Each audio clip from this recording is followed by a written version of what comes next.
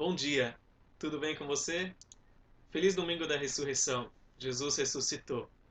Hoje nós vamos ter um estudo bíblico muito especial no livro de Apocalipse, sobre a descrição física de Jesus, Jesus ressurreto. Se você tiver a sua Bíblia com você nesse momento, você pode abrir comigo em Apocalipse 1, versículos de 9 a 20. Todos os cristãos ao redor do mundo comemoram a ressurreição de Jesus hoje. Os discípulos de Jesus testemunharam, viram ele, né? Ele realmente ressuscitou. A Bíblia diz que uma vez mais de 500 irmãos de uma vez só viram Jesus, então não faltou testemunhas oculares para testificar que era a verdade. E então Jesus apareceu por 40 dias e então ascendeu aos céus. Mas a ressurreição de Jesus foi corporal, foi no seu corpo, né? Mas um corpo glorificado, porém o seu corpo humano voltou a viver. Os discípulos conseguiram reconhecê-lo imediatamente. Ele comeu peixe com eles. Então não era um fantasma, era o corpo de Jesus ressurreto. Um corpo especial porque ele podia passar por paredes, né? Podia aparecer de repente na sala ali no aposento dos discípulos sem abrir a porta. Então, um corpo especial. Não tem nenhuma descrição do corpo físico de Jesus, da aparência de Jesus na palavra de Deus. Isso é interessante. A gente só tem uma dica. Em Isaías 53, versículo 2, nós lemos que ele não tinha qualquer beleza ou majestade que nos atraísse no seu corpo humano aqui na terra. Nada em sua aparência para que o desejássemos. Então nada especial tinha na sua aparência física, até que Judas teve que indicar quem era Jesus através de um beijo, que poderia ser qualquer um ali na multidão dessas pessoas. Nós não sabemos como Jesus era aqui na Terra, mas as pessoas sempre tentaram imaginar. E tem várias pinturas com Jesus de uma forma até estranha, né? Será que ele era alto, baixo? Será que ele tinha cabelo loiro, moreno? Será que tinha um nariz grande ou pequeno? Bom, no final, não importa tanto como ele era. Provavelmente ele era como uma pessoa daquela região do Oriente Médio. Moreno, né? Talvez um pouco narigudo, quem sabe. Mas com certeza forte, porque ele era carpinteiro. Mas não tinha nada especial para chamar atenção para a aparência dele. É melhor assim não saber como ele era quando ele andava na face dessa terra. Para ninguém poder dizer, eu não sou assim. Eu não posso ser como Jesus porque ele era alto e eu sou baixo, por exemplo. Eu não posso ser como Jesus porque ele tinha um rosto perfeito. Olha a pintura que os pintores fizeram. Eu não sou assim, eu não posso ser como Jesus. Jesus veio para se identificar com todos. E ele quer que todos possam se identificar com ele. Então ele não quer que nem a aparência, né, possa desqualificar você, nem qualquer outra coisa na sua vida venha desqualificar você de se identificar com ele. A única descrição que nós temos de Jesus, e isso é bem interessante, nós temos aqui nessa passagem do livro de Apocalipse. Mas não é Jesus como quando andava na face da terra, mas Jesus ressurreto. Nós não sabemos como Jesus era naquela época, mas sabemos como Jesus é agora. Nós sabemos como Jesus é no céu nesse momento. Isso fala bastante sobre o caráter dele e aquilo que ele está fazendo hoje. E você vai receber um encorajamento muito grande para você, como igreja. Nós vamos ler os versículos de 9 a 10 para ver o testemunho de João. Nós temos estudado o Evangelho de João e aqui nós temos mais uma, uh, uma parte, né, da Escritura escrito por João, versículo 9 e 10. Eu, João, irmão e companheiro de vocês no sofrimento, no reino e na perseverança em Jesus, estava na ilha de Patmos por causa da palavra de Deus e do testemunho de Jesus. No dia do Senhor, achei-me no Espírito e ouvi por trás de mim uma forte voz como de trombeta. O apóstolo João escreveu isso, o apóstolo João que viveu muito mais do que os outros apóstolos. Todos os outros morreram como mártires.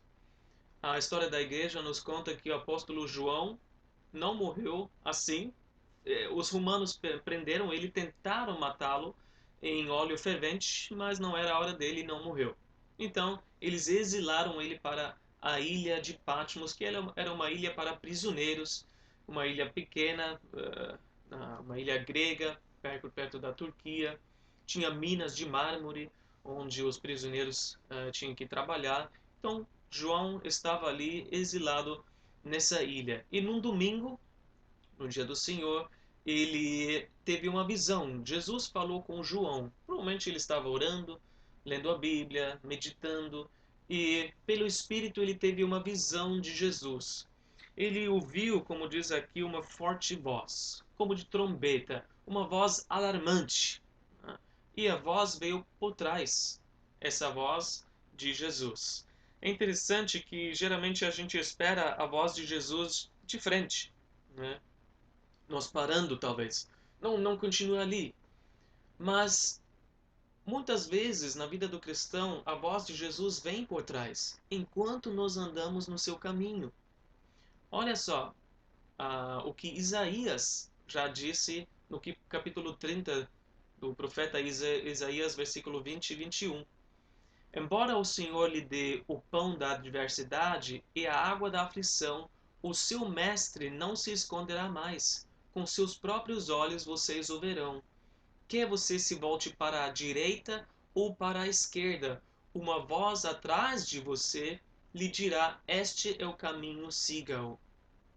Jesus vai se mostrar para nós. Você vai ouvir uma voz atrás de você dizendo: Esse é o caminho, ou então esse é o caminho. A gente ouve a voz do nosso bom pastor nos direcionando: siga em frente, ou vira. Então você está em dúvida que caminho você deve tomar nesse momento, o que você deve fazer nesse momento? Continua fielmente no caminho que Deus já te mostrou. O que é que Deus já te mostrou? Seja fiel nisso, e Ele vai ser fiel em guiar você. Na hora certa, você vai ouvir uma voz de trás, te direcionando pelo caminho certo. E assim foi para João. Ele ouviu essa voz de trás e logo ele vai se virar para ver quem é que está falando. Mas primeiro, o que Jesus disse para ele, versículo 11. Uma voz que dizia: Escreva num livro o que você vê e envie a estas 7 igrejas: Éfeso, Esmirna, Pérgamo, Tiatira, Sardes, Filadélfia e Laodiceia. Ele ouviu uma direção: João, escreva. João já escreveu o Evangelho, já escreveu 3 cartas e agora ele recebe essa ordem para escrever o livro de Apocalipse, a revelação de Jesus Cristo. É interessante que Jesus estava pensando em quem para escrever essas coisas. Escreva e envie às 7 igrejas. Jesus estava pensando na sua igreja. 7 igrejas. Sim, 7 igrejas que existiram realmente naquela época, mas existiam outras igrejas também que não são mencionadas aqui, principalmente na Ásia Menor, naquela região. Mas muitos acreditam que essa foi a ordem, a rota que o correio imperial levaria para entregar as correspondências. Mas como o livro de Apocalipse também é cheio de números e símbolos, o número 7 na Bíblia é sempre o número da perfeição, né? De ser completo. Então nós vemos nessas igrejas a igreja inteira, a igreja completa de todos os tempos e em todos os estados espirituais que você pode imaginar ela. Nós vamos ver mais tarde, no capítulo 2 e 3, essas 7 igrejas e as cartas que foram escritas a cada igreja. E a gente pode ver um período na história da igreja em que essa igreja se relaciona e também um estado espiritual que a igreja possa estar nos dias de hoje. A primeira igreja é Éfeso.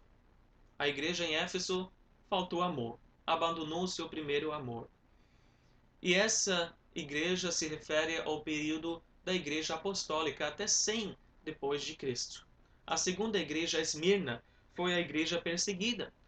A igreja, aqui na história da igreja, se refere à época até 313, até o Constantino virar imperador.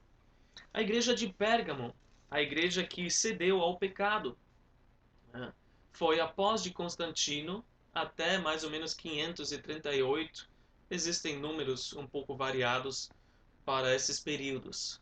A quarta igreja, Tiatira, era a igreja corrupta, a igreja que se refere na história da igreja à Idade Média, a igreja corrupta, até 1514, e quando Lutero veio com a reforma. A igreja de Sardes, a igreja morta, se refere à igreja após a reforma, mais ou menos até 1800. E a igreja de Filadélfia é a igreja fiel, que nós vemos os avivamentos, missões modernas acontecendo até mais ou menos o 1900, 1900 e pouco. E Laodiceia no final, que é a igreja morna, que vai existir junto com a igreja de Filadélfia. Essas duas últimas vão existir junto nos últimos dias, até o fim. Então Jesus estava pensando na sua igreja quando falou para João: escreva. E onde Jesus estava? Para enfatizar esse ponto mais ainda, versículos de 12 a 13, a primeira parte. Voltei-me para ver quem falava comigo. Voltando-me, vi 7 candelabros de ouro, e entre os candelabros alguém semelhante a um filho de homem. Ele voltou para trás, voltou-se e viu 7 candelabros de ouro. 7 candelabros, no último versículo do capítulo, versículo 20, Jesus revela e nos dá o significado. Essas são as 7 igrejas. Não eram candelabros igual os judeus tinham, de 7 braços, né, a menorá, mas eram candelabros individuais, né, de um braço só. Nós lembrando que o candelabro não é a luz em si, simplesmente carrega a luz. E a igreja não é o que brilha, né, a sua luz. Apenas é um reflexo da luz de Jesus, apenas a carrega a luz de Jesus enquanto tem o óleo do Espírito Santo. E uma imagem tão graciosa eu achei por mim que é onde Jesus está. Jesus ressurreto. Jesus está no meio da sua igreja. Mesmo a igreja mais problemática, né? Mesmo a igreja corrupta, morta, o que seja, em todos os tempos, em todos os estados espirituais que a igreja possa estar, Jesus está no meio dela. Jesus está no meio de cada uma individualmente, mas aqui a imagem principalmente é Jesus está no meio de todas as igrejas, de toda ela, porque no final só existe uma igreja de Jesus na terra. Isso nos dá consolo, porque na pior das situações, a igreja está sob o controle de Jesus. Ele ainda está no meio dela. Ele não abandonou ela. Ele jamais vai abrir mão dela. Ele jamais vai deixar a sua igreja que ele comprou com seu próprio sangue. Em todos os tempos também, sempre tem um remanescente de fiéis. Mesmo na igreja morta, na igreja corrupta, Deus sempre teve os seus fiéis. Deus está no controle, Jesus está no controle da sua igreja, mesmo em tempo de igrejas de portas fechadas. E acredito que isso nunca tenha acontecido, talvez por causa de perseguição, mas aí tinha igrejas subterrâneas. Hoje a gente vê a igreja de portas fechadas. E a igreja virtual que está acontecendo agora? Jesus está no meio dela. Jesus está aqui no nosso meio também. O que Jesus então está fazendo no meio da sua igreja? E aí a gente vê a descrição física de Jesus. É ela que nos vai mostrar o que Jesus está fazendo. Versículos de 13 a 16. Vou ler mais uma vez, do começo do versículo 13. E entre os candelabros, alguém semelhante a um filho de homem, com uma veste que chegava aos seus pés e um cinturão de ouro ao redor do peito. Sua cabeça e seus cabelos eram brancos como a lã, tão brancos quanto a neve, e seus olhos eram como chama de fogo. Seus pés eram como o bronze numa fornalha ardente, e sua voz como o som de muitas águas. Tinha em sua mão direita 7 estrelas, e de sua boca saía uma espada afiada de 2 gumes. Sua face era como o sol quando brilha em todo o seu fulgor. Essa descrição nos mostra quem Jesus é, o que Jesus está fazendo no meio da sua igreja. Primeiro nós vemos o título de Jesus, Filho do Homem, que na verdade era o título preferido de Jesus enquanto estava aqui na Terra. Um título que ele tirou do livro de Daniel, né, onde a gente vê que fala de Deus, né? Esse Filho do Homem é Deus. E a gente vê que mesmo o Filho de Deus ressurreto não deixa de ser visto como com a sua natureza humana. A gente vê Jesus glorificado, ressurreto, mas em nenhum momento a gente esquece que ele é humano, que ele era humano e 100% Deus, 100% homem. Mas como Jesus é agora ressurreto, e a primeira característica, a primeira coisa que chama a atenção para João quando ele olha, versículo 13, é veste que chegava aos seus pés. Veste comprida. Quem na época usava vestes compridas? Apenas as pessoas que não precisavam trabalhar muito. Porque para carregar, para correr, para fazer qualquer coisa assim, precisava levantar as vestes. Então, era o dono da casa, né, que usava esse tipo de veste. Isso mostra grande dignidade e autoridade. Isso nos lembra que Jesus não é a pessoa que recebe as ordens da sua igreja, né? Não é nós que mandamos, agora você tem que curar, agora Jesus você tem que fazer um milagre, agora você tem que fazer isso. Não, ele é o dono da casa. Ele que passa as ordens para nós e nós devemos obedecer. Segundo lugar, ele viu, né, e viu um, um cinturão de ouro no peito, que nos lembra bastante do peitoral, né? Da parte do colete dos sacerdotes. Só que esse colete só tinha fios de ouro. O de Jesus é totalmente feito de ouro, então infinitamente maior e melhor do que os sacerdotes usavam. Mas nós vemos que Jesus tem uma função de sacerdote no céu. No peitoral dos sacerdotes tinha 12 pedras ali com os nomes das 12 tribos, para o sacerdote sempre lembrar do povo de Deus. Jesus também sempre lembra do seu povo, mas não precisa de 12 pedras. Ele apenas precisa olhar para as suas mãos, porque olha o que Isaías já disse no capítulo 49, versículo 15 e 16 de Isaías. Será que uma mãe pode esquecer do seu bebê que ainda mama e não ter compaixão do filho que gerou? Embora ela possa se esquecer, eu não me esquecerei de você. Veja, eu gravei você nas palmas das minhas mãos. Hoje Jesus está ressurreto nos céus, com o corpo glorificado, mas ele ainda tem as marcas do seu sofrimento. Ele mostrou para Tomé, né? Se quiser acreditar, né? Tem que ver para acreditar. Aí estão as minhas marcas. Cada vez que ele olha para as mãos perfuradas, ele lembra de você, ele lembra de mim, ele lembra da sua igreja por nome. E a responsabilidade como sacerdote, claro que era interceder pelo seu povo, e é exatamente isso que Jesus faz hoje. Ninguém ora por você? Não é verdade. Jesus ora por você. Jesus intercede por você. Romanos 8, 34. Quem os condenará? Foi Cristo Jesus que morreu e mais que ressuscitou. Ele está vivo, ele está hoje como sacerdote no céu. Está à direita de Deus e também intercede por nós. Jesus ora por nós. Jesus ora por sua igreja. E os sacerdotes também tinham cuidado ou a responsabilidade de cuidar dos candelabros, né? Todos os dias o fogo não podia apagar. Então eles estavam ali inspecionando, cuidando para que a chama não se apagava, enchendo de óleo, aparando o pavio. É assim que Jesus zela por sua igreja. Ele faz o que for preciso para que a chama não se apague.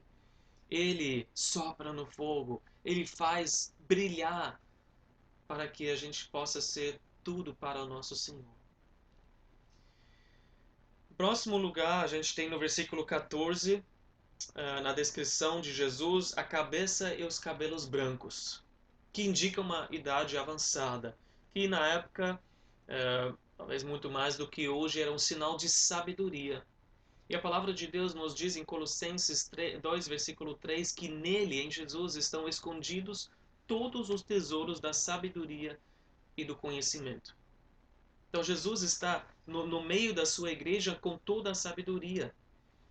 Ele sabe exatamente quando e como ele deve intervir para tomar as rédeas. Ele não vai chegar cedo demais, ele não vai chegar tarde demais, vai ser a medida certa no momento certo. Nós podemos confiar na sabedoria de Jesus, mesmo em crises que nós estamos passando hoje.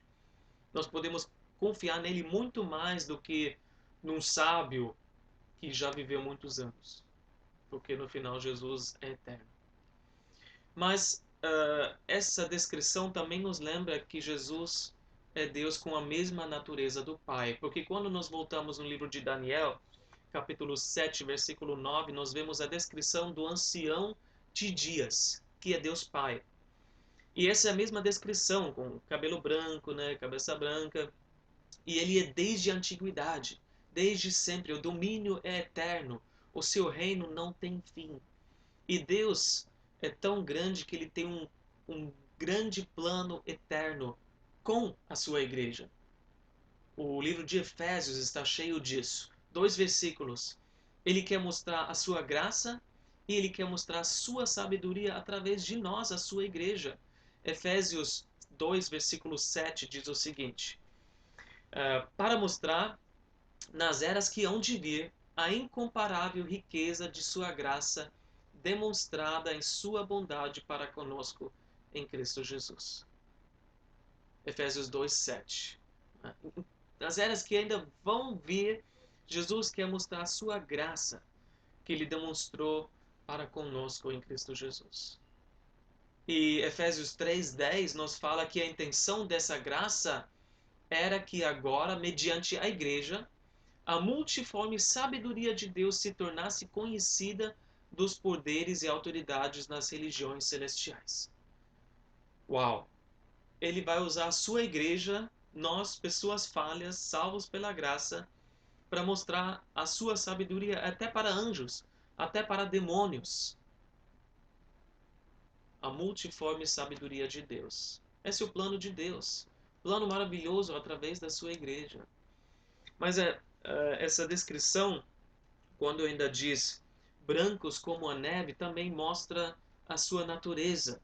Não apenas que ele é sabedoria, que ele é igual ao Pai em natureza, ele também é totalmente puro.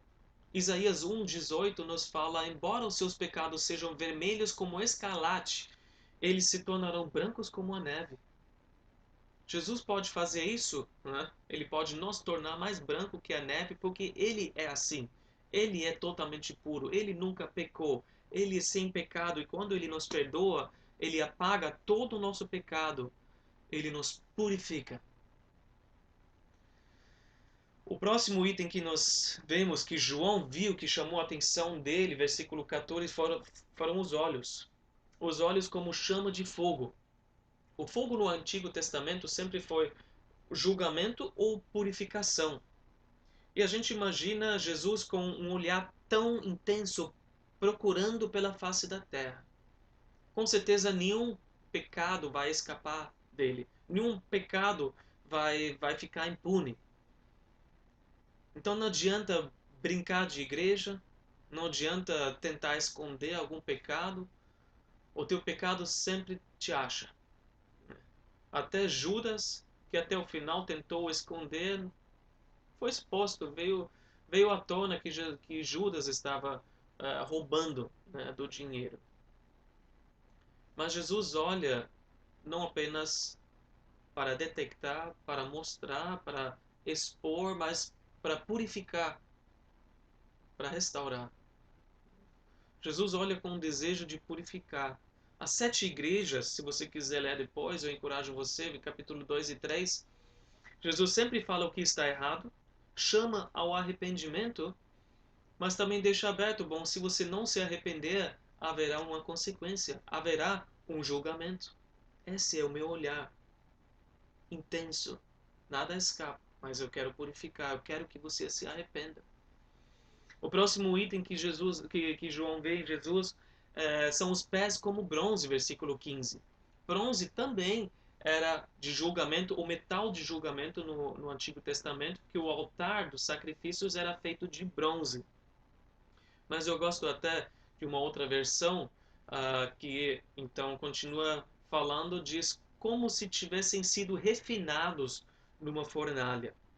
Porque isso que aconteceu com Jesus, os pés dele, bronze, do julgamento, foi ele que passou pelo julgamento. Né? Ele que foi como se tivesse sido refinado numa fornalha. Ele levou o nosso pecado sobre si. Ele foi julgado ali na cruz, mas ele resistiu ao julgamento e saiu refinado. Ele não foi destruído através do julgamento, mas ele saiu refinado e ele ressuscitou. Ele está de pé, né? Depois do julgamento. A morte não tinha poder sobre a sua vida porque ele nunca pecou. Atos 2, versículo 24, quando Pedro pregou, ele disse: Mas Deus o ressuscitou dos mortos, rompendo os laços da morte, porque era impossível que a morte o retivesse. A morte não tinha nada para trazer ele de volta, para agarrar ele. Não, ele saiu do túmulo, ele saiu, né, desses laços da morte. Ele rompeu os laços da morte em vitória. E essa vitória que ele pisou, né, na cabeça da serpente é a nossa vitória também. Nós somos vitoriosos com ele. A sua igreja triunfou porque ele já recebeu o julgamento em nosso lugar. A próxima parte, então, dessa descrição de Jesus que João vê e ouve, né, na verdade, é a sua voz. Versículo 15. A voz como o som de muitas águas. Então, uma voz poderosa, majestosa. Se você já esteve num lugar, queda d'água, né, cataratas, alguma coisa assim, muitas, né? Você vê muitas águas, você não consegue nem ouvir a sua própria voz. Você tenta falar com alguém do lado, não consegue ouvir, porque toma toda a sua atenção. E Jesus continua falando hoje, às vezes sussurrando, mas muitas vezes também com uma voz que todos precisam ouvir, né? Chacoalhando.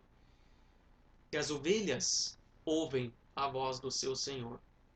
E nós precisamos prestar atenção e ouvir mais o que Jesus está falando nesses dias. Aliás, para todas as igrejas, Jesus disse: aquele que tem ouvidos, ouça o que o Espírito diz às igrejas.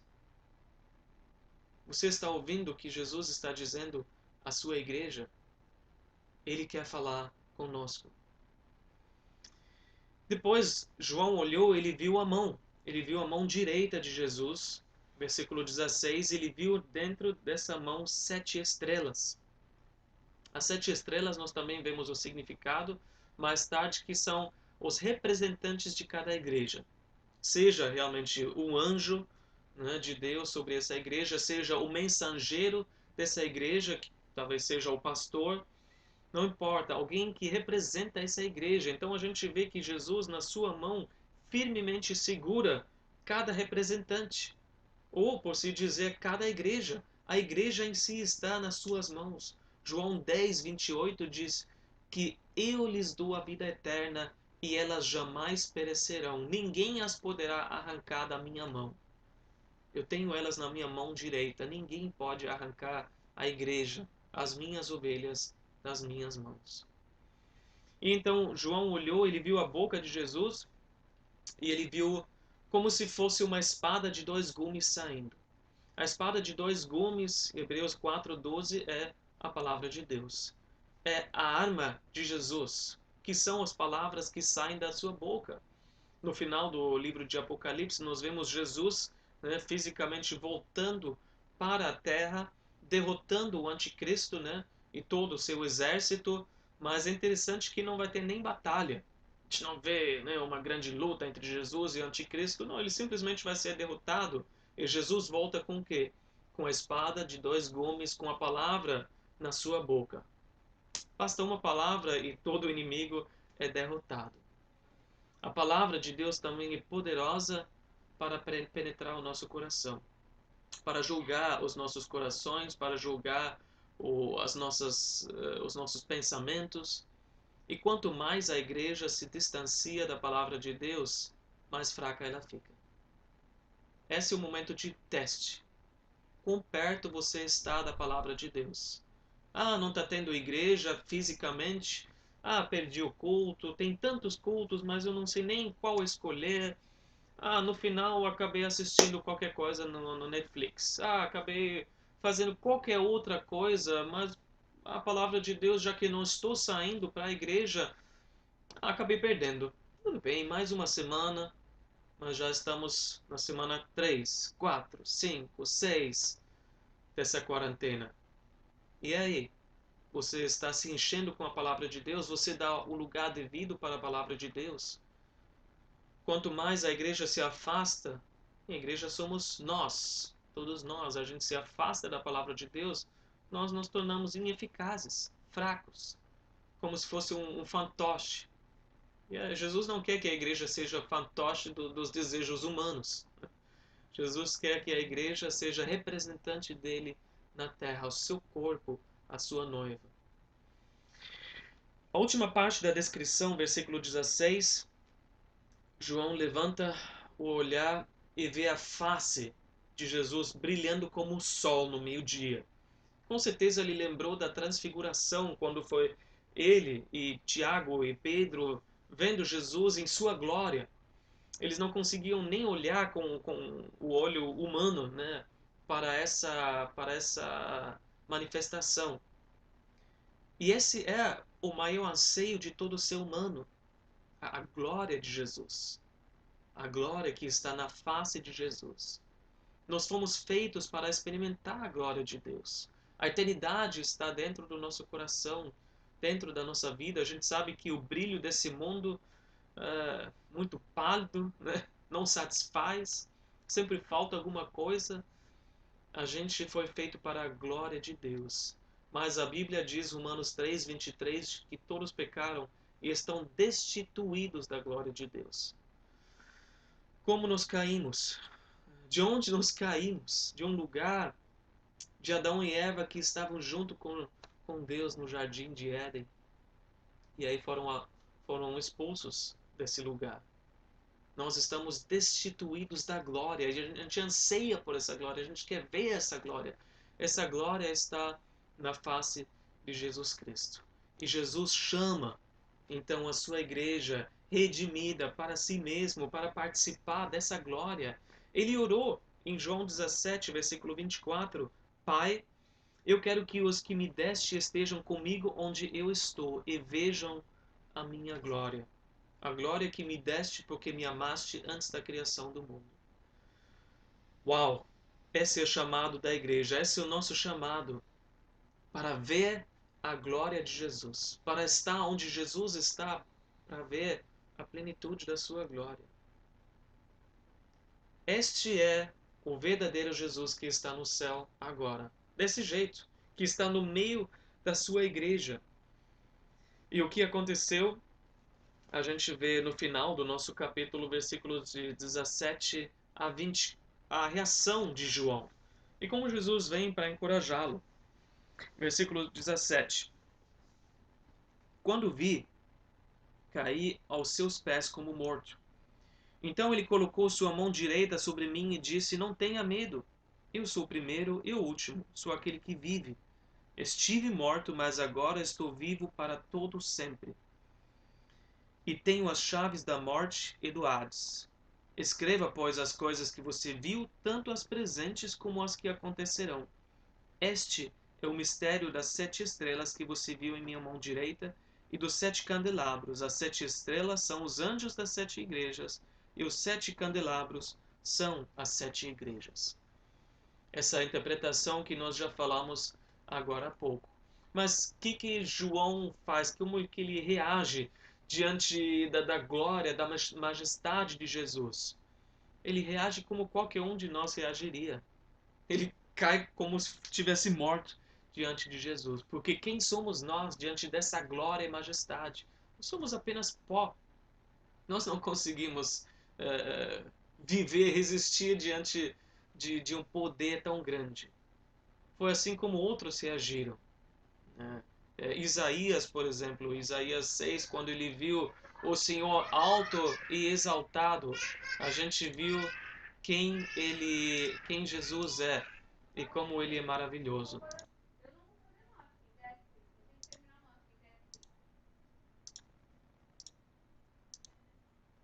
Amém. Isaías também viu o Senhor alto e exaltado. Mas o que acontece? Nós lemos aqui que Jesus veio e colocou a mão no ombro de João. Apesar da glória de Jesus, apesar de ser tão diferente de nós, João deve ter lembrado de quem Jesus era quando andava na terra. Ele deve ter pensado: eu conheço esse toque, eu conheço essa voz. Não tenha medo. Sim, Jesus é tão diferente de nós, mas isso não muda quem ele é. Jesus é o mesmo que andava na face da terra. Jesus é o mesmo dos evangelhos. Jesus é Deus em carne que quer se identificar conosco. Mas não é por isso que nós o adoramos, porque ele é tão diferente. Porque ele é Deus, porque ele é o primeiro e o último. Versículo 17. Ele é o alfa e o ômega. Ele é sem início e sem fim. Ele é desde a eternidade à eternidade. E Jesus lembra João. Lembra quem eu sou? Eu sou aquele que vive. Você me viu ressurreto. Você me viu ascender ao céu. Eu sou assim agora, como você me vê. Se assustou? Não se assusta. Eu sou o mesmo. Eu sou eu mesmo. Ele diz: eu estive morto. Eu morri na cruz, naquela sexta-feira. Você estava na minha frente com as mulheres. Eu falei: cuida da minha mãe. E você tomou ela para si, cuidou dela. Você lembra a sexta-feira? Que não foi o fim. Eu estive morto, mas eu ressuscitei no domingo. Eu estou vivo. Eu estou vivo para todo sempre. Por isso não tenha medo. Não tenho medo de nada, nem do inimigo físico, a morte, porque aquele que crê em mim vai ressuscitar, assim como eu ressuscitei. Não tenha medo do inimigo espiritual, o Hades, porque só vai ficar separado de mim para toda a eternidade quem me rejeitar. Eu estou aqui, abençoando a minha igreja, estando no meio da minha igreja, e lembra que Satanás nunca teve tanto poder assim mesmo, né? Ele ameaçava o ser humano com tudo que ele mostrava, mas olha, Satanás não tem nem as chaves da sua própria casa. Satanás não tem as chaves da morte e do Hades, mas Jesus tem. Jesus tem o poder sobre tudo isso. E Jesus termina falando com João: escreva o que você viu. Escreve no capítulo 1. Escreva as coisas presentes. Capítulo 2 e 3. As cartas às igrejas. Escreva as coisas que estão por vir. Capítulo 4 a 22. Tudo que ainda vai acontecer, que nós estamos aguardando. Jesus ressuscitou. Jesus ressurreto é assim como nos vimos ele. Essa descrição é verdadeira. E onde ele está no meio da sua igreja. Isso é consolo e fortalecimento para nós, a sua igreja. Não há nada para temer. Será que a igreja vai sair mais fraca depois dessa crise? Eu acredito que não, porque eu conheço o Deus que temos. Deus tem um plano. Deus está no controle. Deus cuida da nossa chama. Deus nos fortalece. Eu creio que Ele vai fazer algo glorioso que nunca ninguém pensou, nem imaginou que poderia acontecer. A grande questão é: você vai ficar dentro? Você vai fazer parte disso? Se você não fizer parte da sua igreja hoje, se você não souber para onde você vai se você morrer, Então coloca a sua confiança em Jesus, coloca a sua vida nas mãos de Jesus, na mão direita dele, que é firme o suficiente para te segurar. Com todo o teu pecado, todos os teus erros, todas as tuas falhas, a psicologia não tem resposta para a culpa do homem. Jesus tem.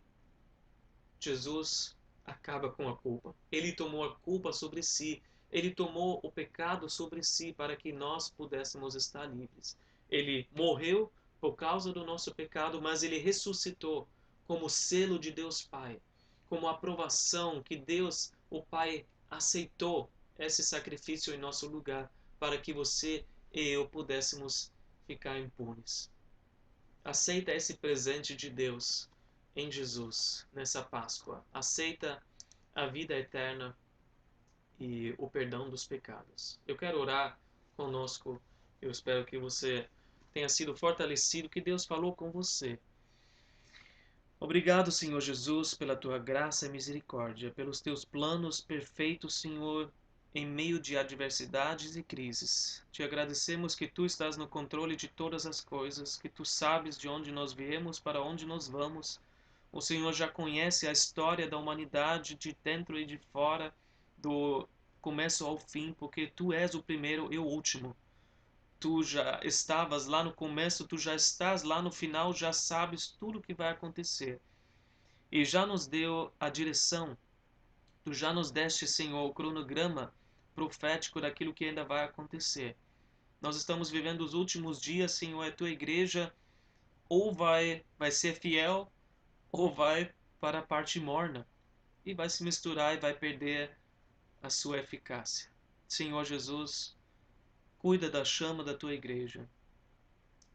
Venha soprar, Senhor, teu Espírito sobre nós. Venha parar o pavio, Senhor. Venha nos encher com teu Espírito Santo. Nós te pedimos que a chama da tua igreja, hoje e depois dessa crise, seja mais forte do que nunca. E que as igrejas depois, eu creio, não vão se esvaziar, mas vão se encher cada vez mais, porque o Senhor está fazendo algo tremendo, mesmo com a igreja não podendo se reunir, mesmo com a igreja virtual. E essa é a nossa oração. Faça infinitamente mais do que nós podemos pedir ou imaginar, em nome de Jesus. Amém. Que Deus abençoe você. Feliz Páscoa. Um bom domingo da ressurreição, em família, em casa. Que Deus abençoe você. Espero que você se conecte outra vez nesse canal e possa assistir os próximos estudos. E tomara que logo acabe essa quarentena e a gente se vê novamente, possa se abraçar, possa sentar e comer junto e conversar. E esse momento também está por vir. Então, uma boa Páscoa, uma boa semana. Deus abençoe.